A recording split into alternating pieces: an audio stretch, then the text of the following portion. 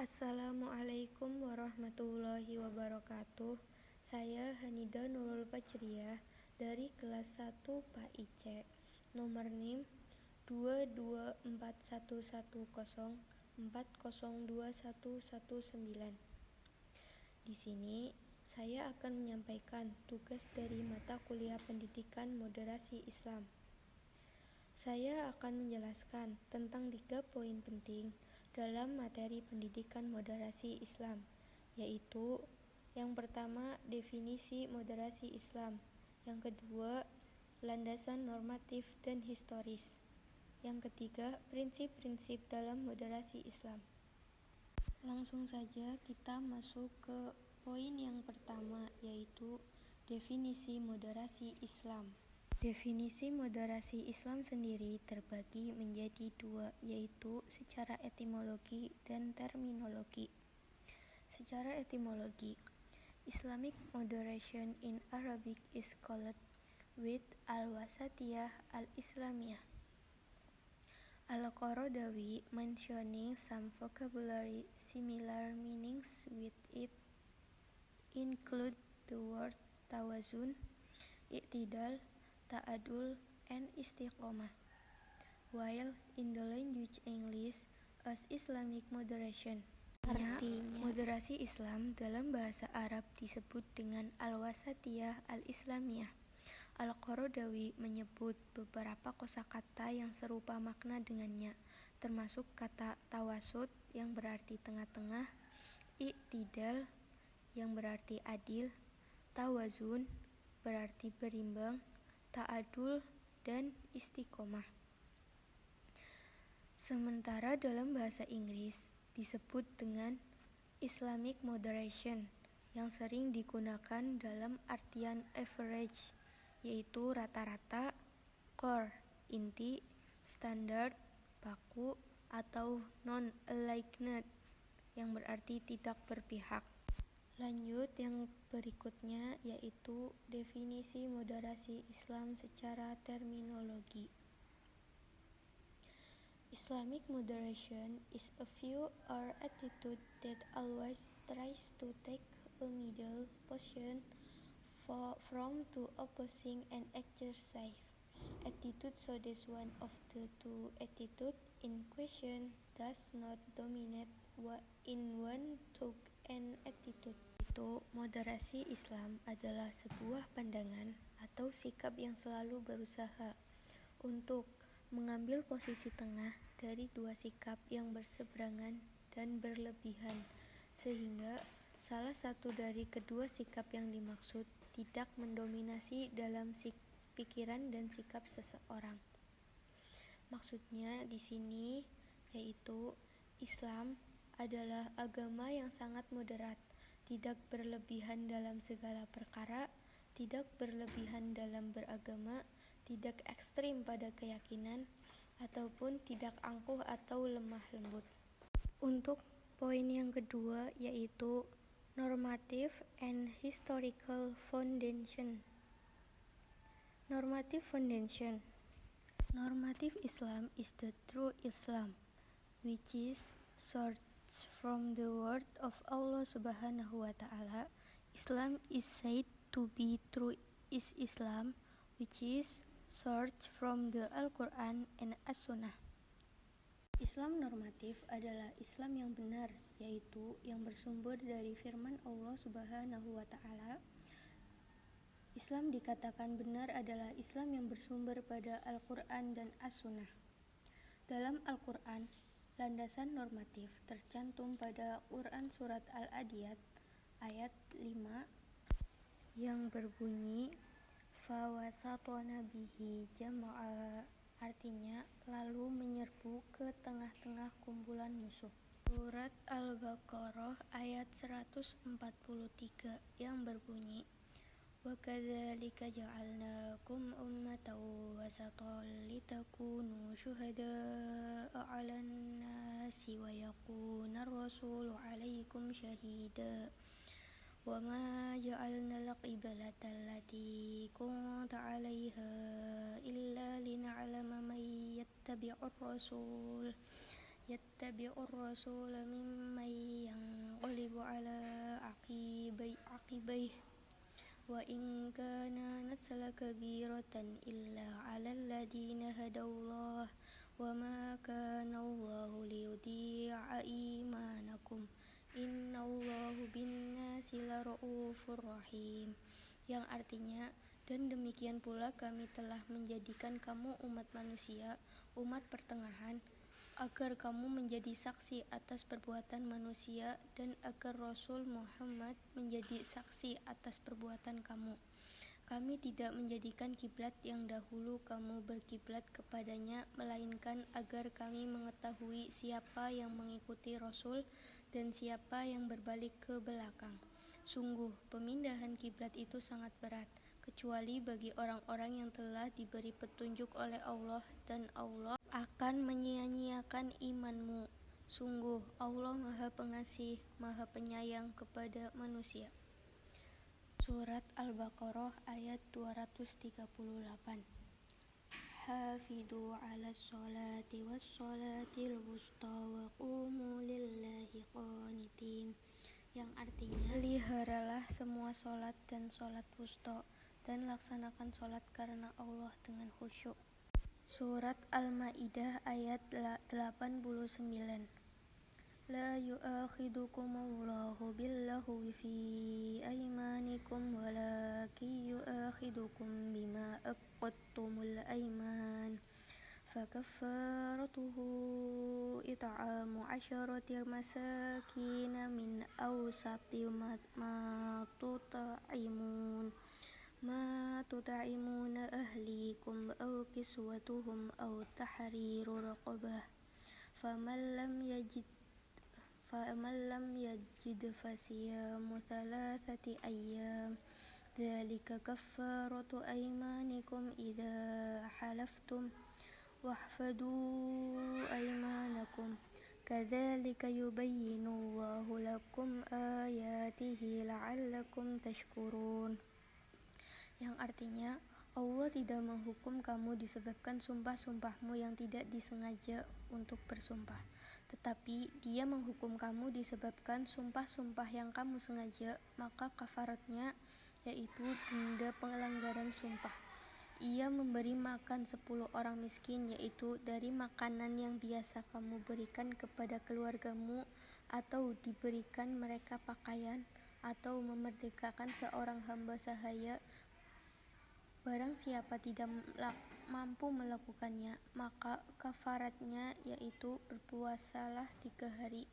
Itulah kafarat sumpah-sumpahmu apabila kamu bersumpah, dan jagalah sumpahmu. Demikian Allah menerangkan hukum-hukumnya kepadamu agar kamu bersyukur. Qalam ayat 28. Qala awsatuhum alam uqul lakum laula tusabbihun, yang artinya, berkatalah seorang yang paling bijak di antara mereka, bukankah aku telah mengatakan kepadamu, mengapa kamu tidak bertasbih kepada Tuhanmu? Di beberapa surat tersebut, kata moderasi ada pada kalimat al-wusta. Historical Islam are related because of space and time.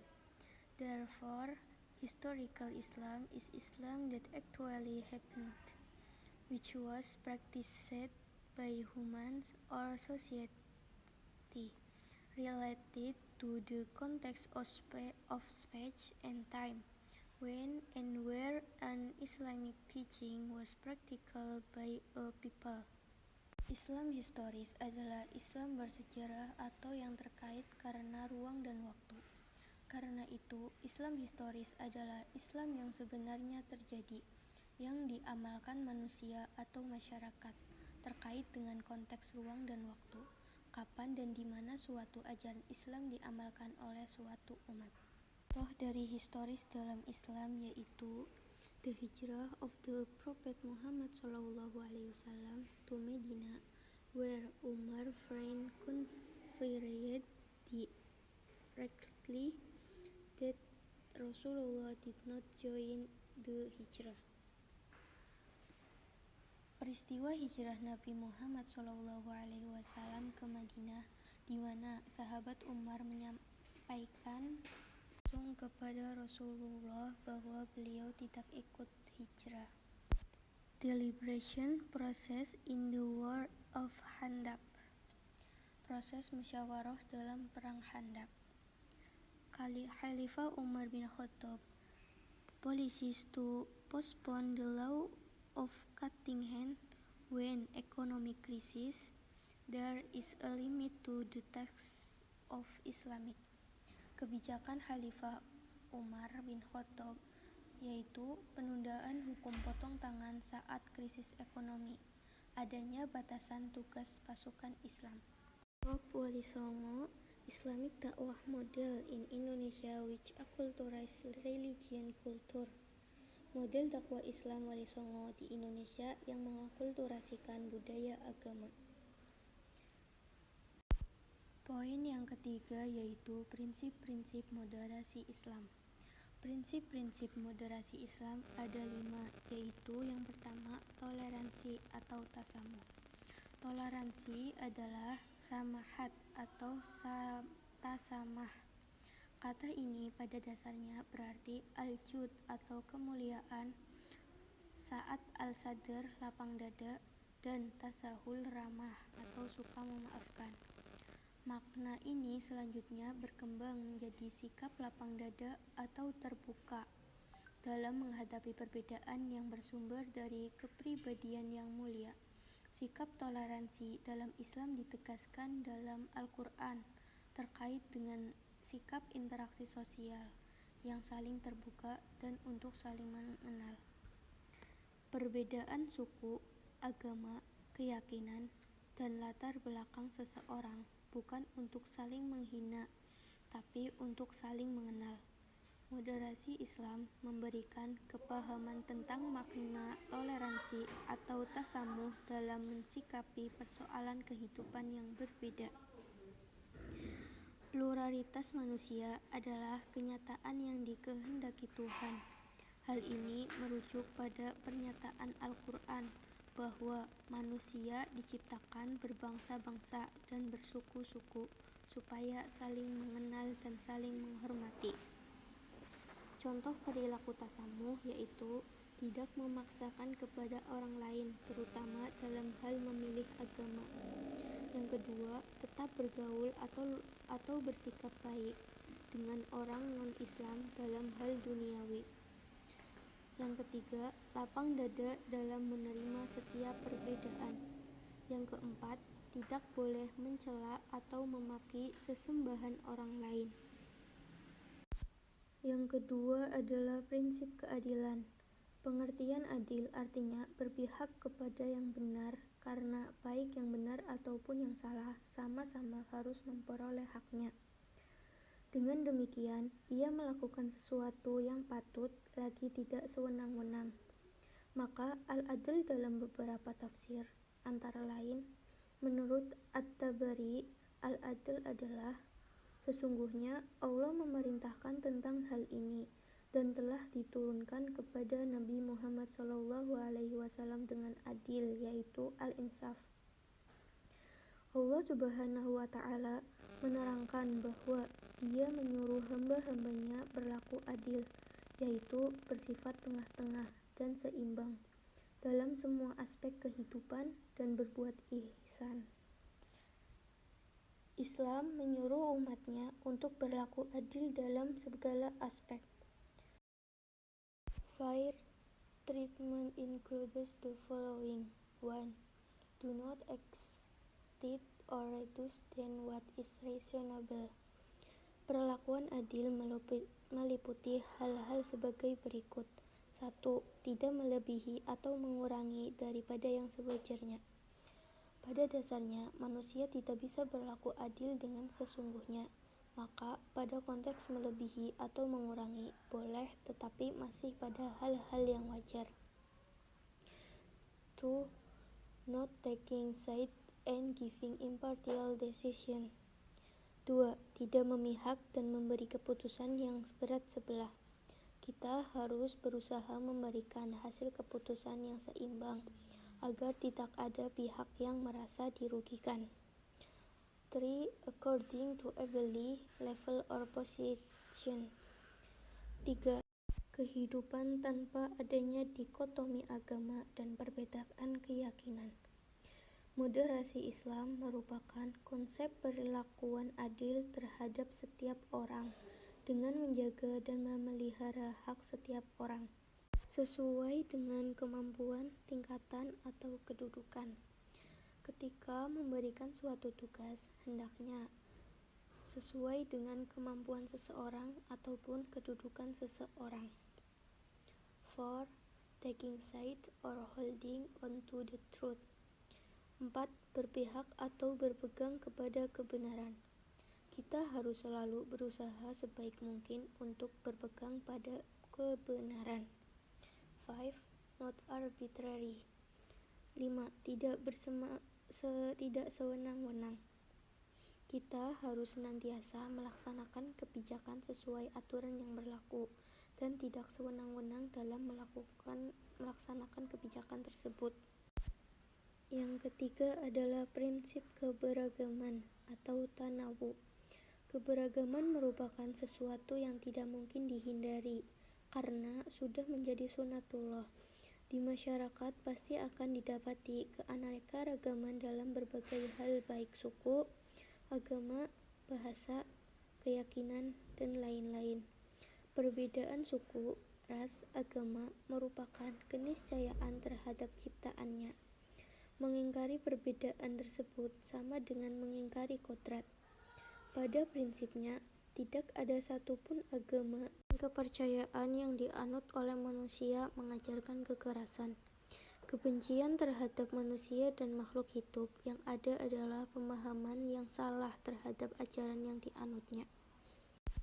Di Indonesia sudah tidak asing tentang keanekaragaman yang banyak, yaitu mulai dari suku, ras, budaya, agama, dan lain-lain. Karena keberagaman ini tercantum dalam kalimat Bhinneka Tunggal Ika yang artinya berbeda-beda tetapi satu jua.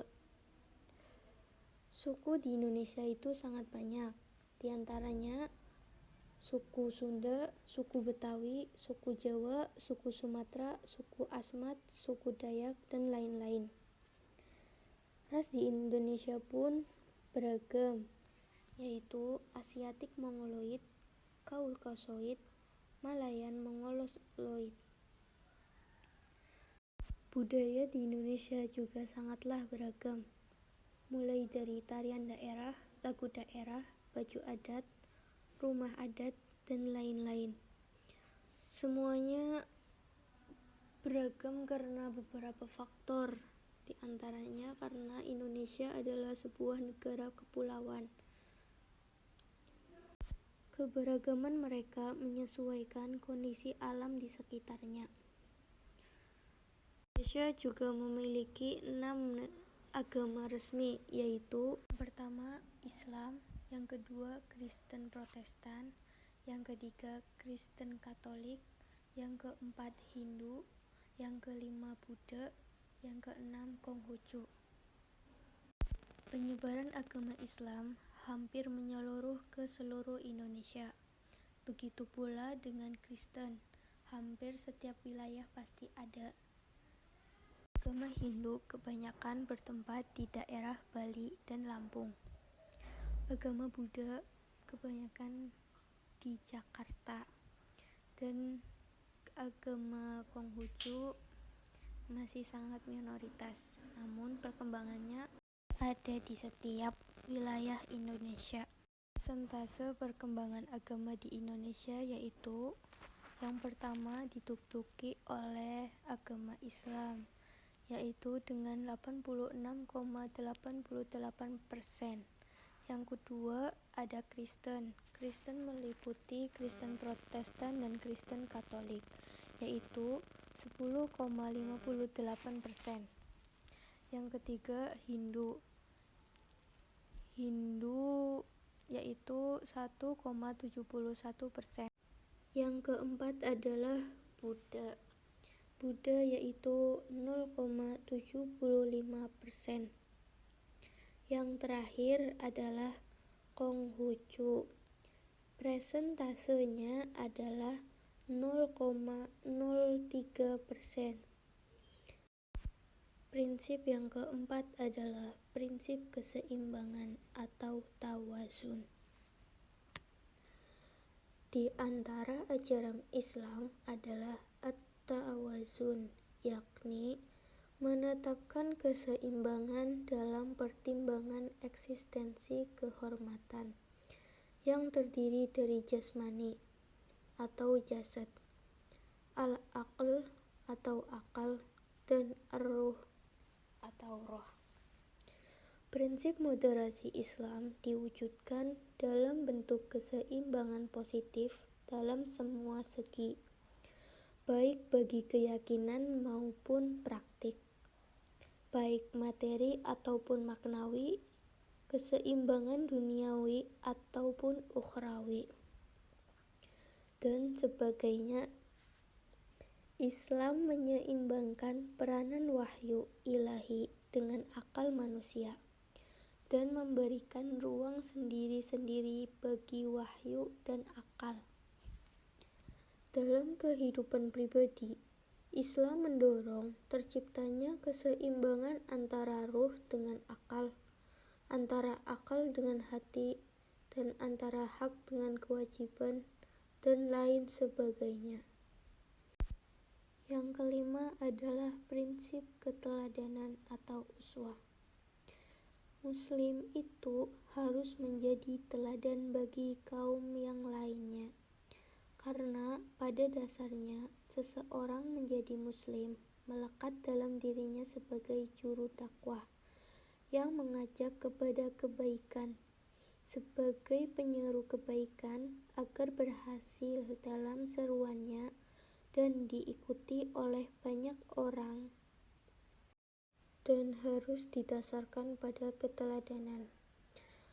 Adanya sifat uswah sebagaimana Nabi Muhammad SAW mengajak kaum jahiliyah menuju ilahiyah dengan sifat keteladanannya, yaitu akhlakul karimah.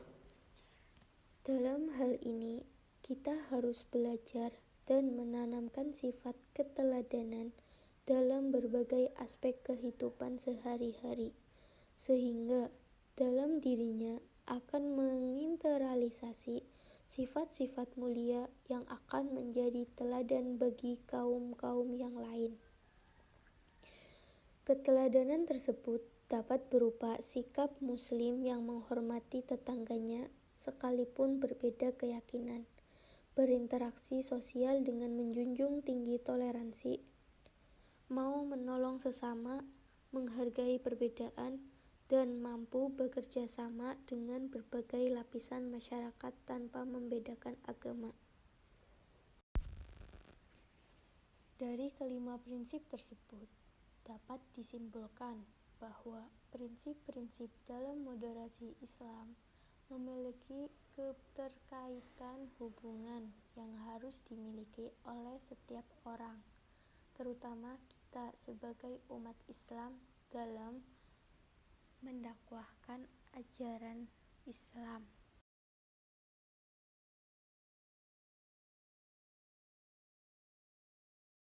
Moderasi Islam merupakan sikap jalan tengah antara penggunaan wahyu nakliyah dan rasio akliyah, sehingga dimungkinkan dapat terjadi penyesuaian terhadap perubahan-perubahan di masyarakat sepanjang tidak melawan dan bertentangan dengan doktrin-doktrin yang dogmatis.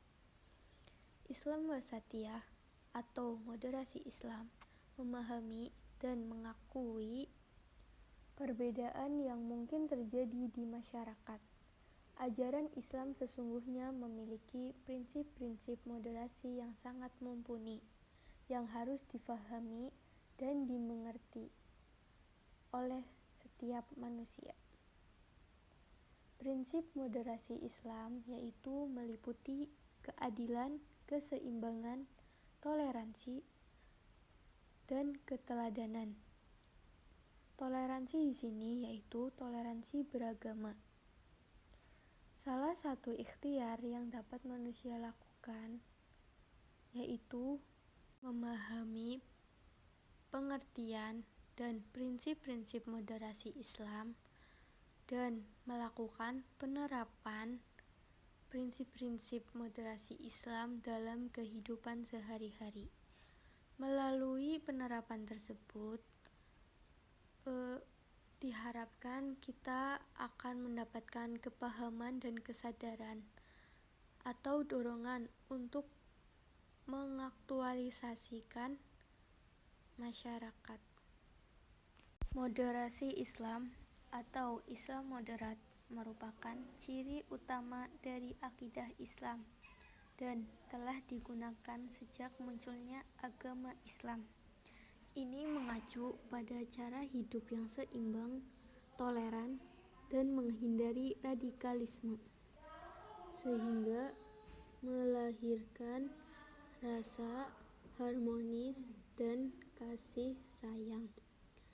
Ada 5 prinsip dari moderasi Islam. Tawasud adalah sikap tengah-tengah, tidak ekstrim ke kiri ataupun ke kanan, tidak terlalu keras atau fundamentalis, dan terlalu bebas, liberalisme. Dengan sikap inilah Islam bisa diterima di segala lapisan masyarakat. Tawazun adalah sikap menyeimbangkan segala aspek dalam kehidupan agar tidak condong kepada salah satu perkara saja. Kemudian, tasamuh adalah saling menghormati dan menghargai antara manusia dengan manusia lainnya. Akan tetapi, masih dalam batas-batas yang digariskan oleh ajaran agama Islam. Dan terakhir, musyawarah. Musyawarah adalah berunding, mengatakan, dan mengajukan sesuatu agar terciptanya mufakat di dalam suatu permasalahan. Dengan adanya 5 sifat ini diharapkan bisa menciptakan rasa harmonis dan kasih sayang di antara manusia dengan manusia lainnya. Sebelum menutup presentasi ini,